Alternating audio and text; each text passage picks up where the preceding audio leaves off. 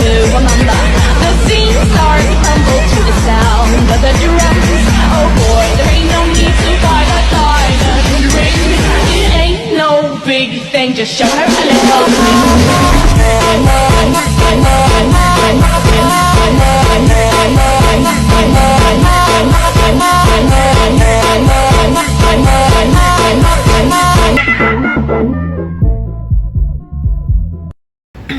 Assalamualaikum warahmatullahi wabarakatuh. Izin memperkenalkan diri, nama saya Meisya Anissa dan saya membawa dua rekan kelompok, yaitu ada Akmal Hidayat, Abid Ahmad Hasid. Jadi di sini kami ingin menjelaskan sebuah materi dengan mata kuliah ekonomi manajerial dengan dosen pengampu Ibu Ayu Nursari. Di sini materinya tentang regulasi dan antitrust peran pemerintah dalam perekonomian. Baik, materi akan dijelaskan oleh saya sendiri. Oke, baik. Di sini saya akan menjelaskan apa itu regulasi atau peraturan. Jadi ini dari hasil dari tekanan bisnis, yaitu ada konsumen dan kelompok lingkungan serta hasil-hasil peraturan yang mendukung bisnis dan melindungi konsumen, pekerja dan lingkungannya. Jadi di sini menyatakan bahwa peraturan atau regulasi merupakan sebuah tindakan kelompok yang berpengaruh serta menghasilkan undang-undang dan kebijakan untuk mendukung bisnis dan melindungi konsumen, pekerja dan lingkungannya. Oke, baiklah, di sini saya akan meneruskan materi dari Meisya tadi tentang yaitu peraturan pemerintah untuk mendukung bisnis serta melindungi konsumen, pekerja dan lingkungan. Nah, di sini kan ada peraturan pemerintah yang membatasi persaingannya. Di sini saya akan menjelaskan sedikit dari Meisya tadi. Meneruskan hasil yang disampaikan Meisya tadi di bab 13 ini, yaitu tentang contoh lisensi. Tadi kan sudah dijelaskan lisensi dengan Meisya, saya akan menjelaskan tentang contoh lisensi. Jadi contoh lisensi itu mulai dari standar yang tidak perlu terlalu tinggi untuk masuk ke dalam beberapa serikat pekerja. Pembatas serius yang diterapkan American Medical Association atau AIMA, peraturan pemerintah untuk mendukung bisnis serta melindungi konsumen, pekerja dan lingkungan. Nah, tadi Meisya sudah menjelaskan tentang materi tersebut, dan materi yang Meisya sampaikan tadi itu juga ada peraturan pemerintah yang membatasi persaingan. Nah, di sini saya akan menjelaskan tentang yang selanjutnya, itu adalah peraturan pemerintah untuk melindungi konsumen, pekerja dan lingkungan. Yang sebelumnya itu membatasi, dan di sini saya akan meneruskan yang tentang melindungi. Nah, kita ambil dua contohnya dulu tentang kata-kata ini, melindungi dan membatasi. Jadi kalau melindungi itu seperti kita melindungi seseorang dari hal apapun, tapi ya dengan hal positif. Nah, kalau membatasi itu seperti kita membatasi orang nih dari masuk ke ruangan yang maksimalnya itu cuma 100 orang, tapi yang masuknya hampir 200. Nah, kita membatasi, jadi cuma kapasitas 100 orang saja. Nah, di sini tentang di bab 13 ini tentang peraturan pemerintah untuk melindungi konsumen, pekerja dan lingkungan, itu saya ambil pemerintah juga turun tangan dalam perekonomian dalam upaya melindungi konsumen dari praktik bisnis yang tidak wajar. Nah, pemerintah tuh sangat ikut serta dalam melindungi konsumen dari praktik bisnis yang tidak wajar. Nah, melindungi pekerja dari kondisi kerja yang berbahaya serta memberikan proteksi bagi lingkungan dari polusi dan degradasi. Undang-undang dan peraturan tersebut sering kali dikeluarkan atau diterapkan sebagai respon terhadap tekanan politik yang diajukan oleh beberapa kelompok konsumen. Nah, jadi seperti contohnya saya ambil itu kayak masyarakat menuju pemerintah, mereka terasa terancam dan mereka itu melaporkan ke pemerintah. Nah, sedangkan pemerintah sudah punya undang-undang untuk mereka itu. Jadi kita tuh semuanya sudah tersusun. Nah, dan terus yang selanjutnya itu adalah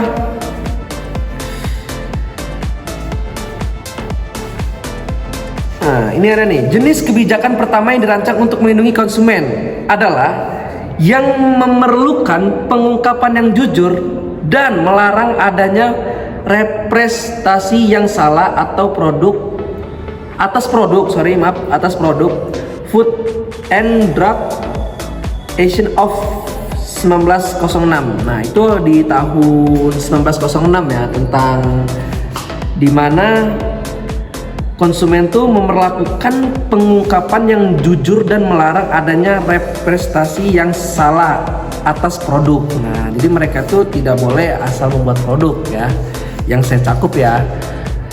Nah, yang terus selanjutnya ada Federal Trade Commission of Act of 1914. Maaf, saya bahasa Inggris agak kurang. Nah, itu dirancanglah untuk melindungi perusahaan-perusahaan dari metode persaingan yang tidak wajar akibat representasi produk yang salah. Nah, itu di 1914 itu ada representasi produk yang salah. Nah, selanjutnya saya akan menjelaskan yaitu ada yang dilarang oleh UU tersebut yang salah menyajikan. Nah, itu pertama itu adalah harga produk, seperti mengklaim bahwa harga telah dipotong. Nah, jadi kayak kita nih, kita belanja di mall lah gitu, yang sebelum kita hari pertama datang itu harganya sekitar, misalnya saya ambil kesimpulan 150.000, tapi kita belum ada duit. Nah, selanjutnya tidak jadi kita beli di hari pertama itu, selanjutnya kita datang lagi di hari ke-5 misalnya, tapi harga tuh beda. Nah, itu namanya mengklaim bahwa harga telah dipotong. Nah, gitu. Jadi pada sebelumnya telah sengaja menaikkan harganya.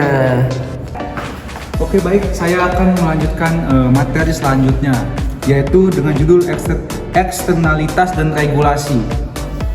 Jadi, menurut teori regulasi kepentingan public interest theory of regulation, peraturan pemerintah dijalankan untuk mengatasi kegagalan pasar dan memastikan bahwa sistem ekonomi beroperasi secara konsisten.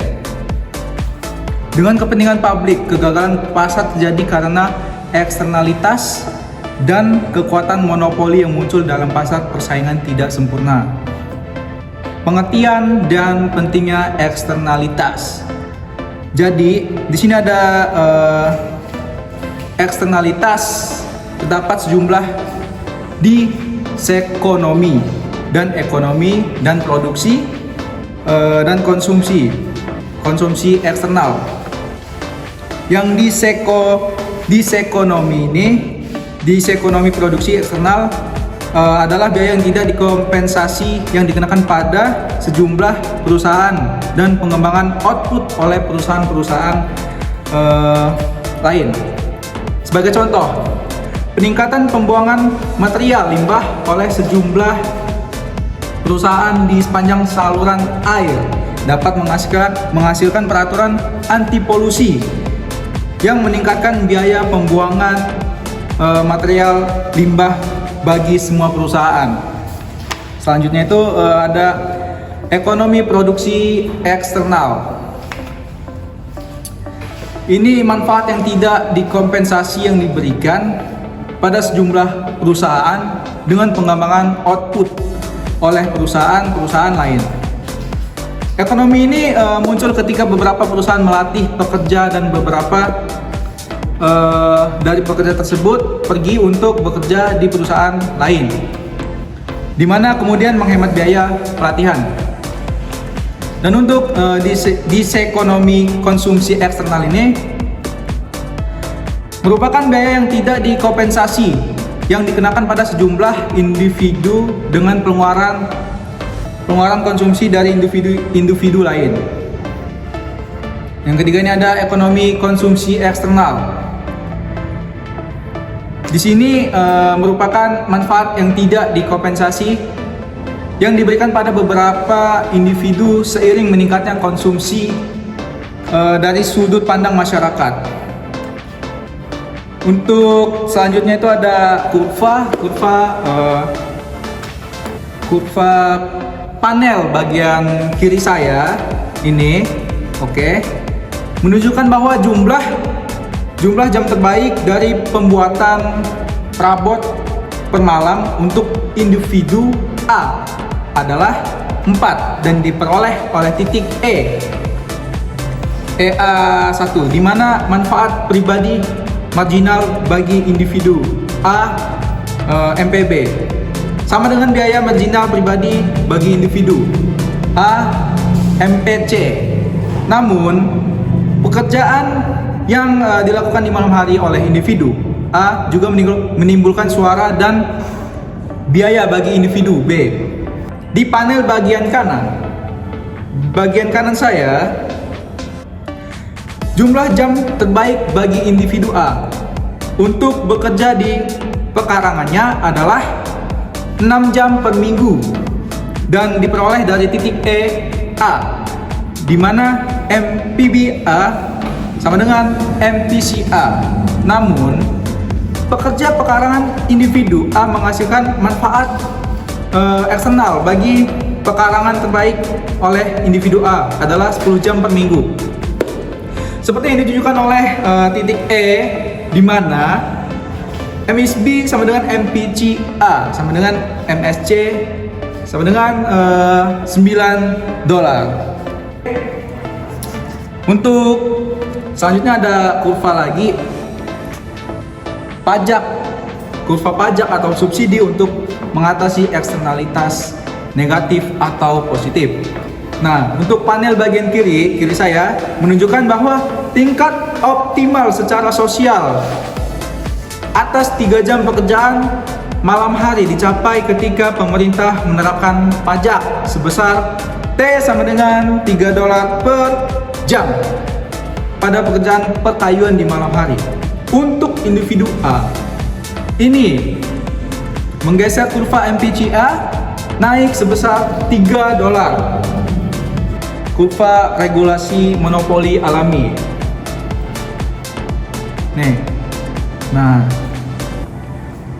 Komisi Peraturan biasanya menetapkan P sama dengan LAC sama dengan $3.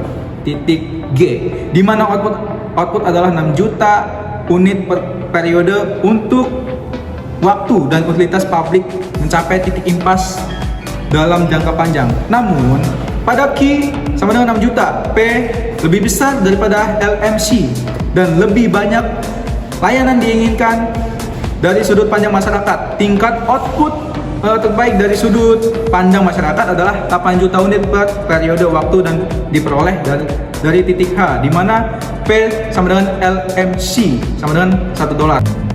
Oke, baiklah, di sini saya akan menjelaskan tentang kesulitan dalam regulasi utilitas publik. Nah, sebelumnya tadi disampaikan oleh Abid itu tentang yang saya lihat dari buku-buku ini tentang kurva-kurva ya. Banyak di pelajaran ekonomi manajerial ini tentang kurva, hitung-hitungan. Banyak rumus sekali yang harus dipelajari tentang ekonomi manajerial. Dan di sini saya akan menjelaskan tentang kesulitan dalam regulasi utilitas publik.